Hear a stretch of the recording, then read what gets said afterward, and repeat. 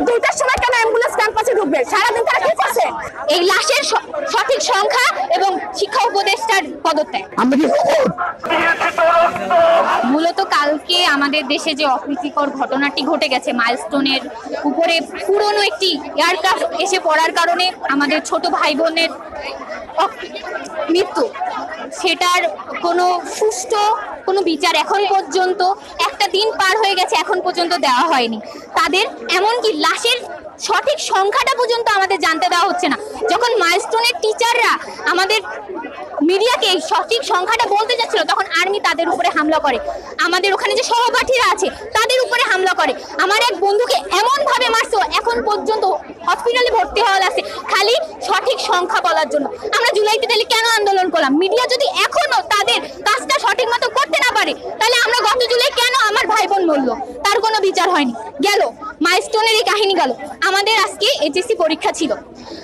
দেশের এমন একটা অবস্থায় কোনো মানুষ মানসিকভাবে, কোনো সুস্থ মানুষ মানসিকভাবে সঠিক থাকতে পারে না। আমরা আমাদের টিচাররা শিক্ষা উপদেষ্টাকে বললেন যে আমাদের মানসিক অবস্থার কথা বিবেচনা করে অন্তত আজকের দিনটা স্থগিত দেওয়া হোক, বাট তিনি মানলেন না। তিনি বলেন এর সাথে এইচএসসি কি সম্পর্ক, যেন আমরা রোবট, আমাদের কোনো অনুভূতি নাই। আমাদের ভাই বোন মারা যাচ্ছে, এত ছোট ছোট ছেলে মেয়ের লাশ 1-2 খণ্ড হয়ে আছে, তাতে আমাদের কোনো গায়ে লাগবে না। আমরা আমাদের এসব বাদ দিয়ে পরীক্ষার হলে খাতায় মার্কের জন্য লড়াই করব। মূলত এই কারণে আজকে আমাদের এই কর্মসূচি, এই লাশের সঠিক সংখ্যা এবং শিক্ষা উপদেষ্টার পদত্যাগ।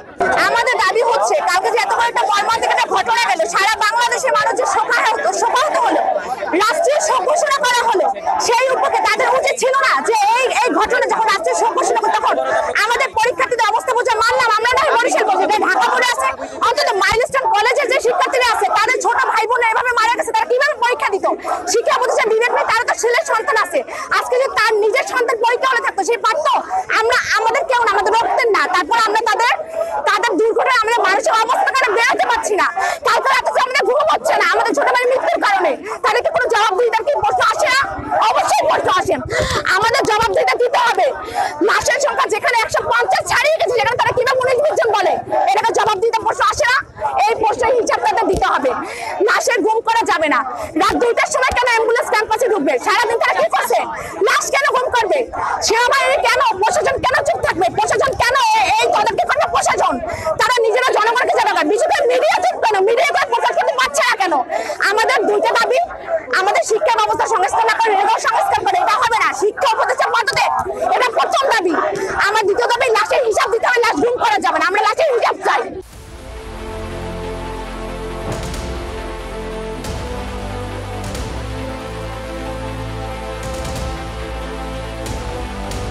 গতকালকে রাত্রে 4টা বাজে সকল স্টুডেন্ট আজকে পরীক্ষা ছিল।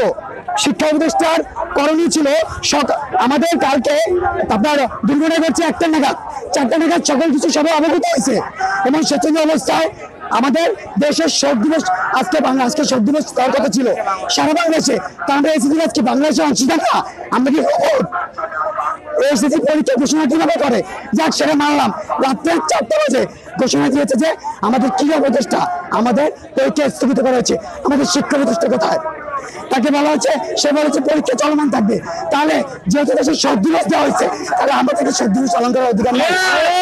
আমাদের প্রথম দাবি হচ্ছে আমাদের যে ছোট ভাই বোনদের যে তাদের যে মৃত্যু সংখ্যা, সেখানে তারা কেন 19 থেকে 20 জন হবে, যেখানে আমরা বহিরাগত তথ্যের মাধ্যমে জানতে পারছি যে 150-এরও বেশি। কেন তারা সেখানে 20 থেকে 30 মানে 20 জন এরকম বলবে লাশের সংখ্যা?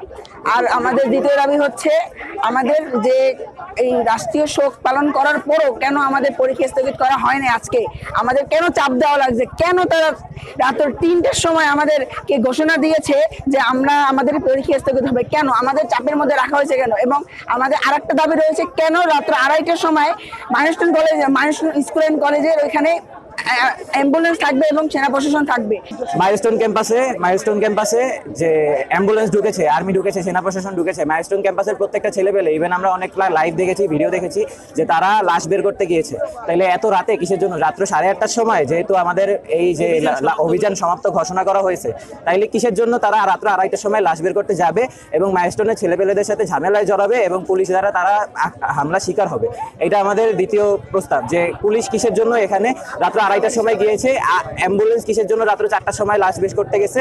আর শিক্ষা উপদেষ্টা যে 3টার সময় ঘোষণা দিয়েছে, এটা তো পরিপূর্ণভাবে বোঝাই যাচ্ছে যে শিক্ষা উপদেষ্টা এটারে মানে মূলত এই টপিকটা, মাইলস্টোনের যে ট্র্যাজেডি, এই টপিকটারে ঢাকার জন্য, এই লাশগুলো যেন সঠিকভাবে গুম করা যায় তাদের মাধ্যমে, এই টপিকটা ঢাকার জন্য একদম ক্লিয়ারলি বোঝা যাচ্ছে যে ততক্ষণ পর্যন্ত পরীক্ষার্থীদের এই টপিকে ব্যস্ত রেখেছে।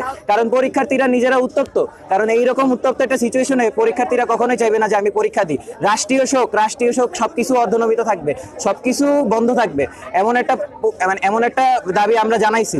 তারপরেও শিক্ষা উপদেষ্টা কিসের জন্য রাত্র 3টার সময়, তাও আমাদের তথ্য উপদেষ্টা মাহফুজ আলমের দ্বারা, কিসের জন্য ফেসবুক স্ট্যাটাসের মাধ্যমে একটা অফিসিয়াল ঘোষণা দেওয়া হবে?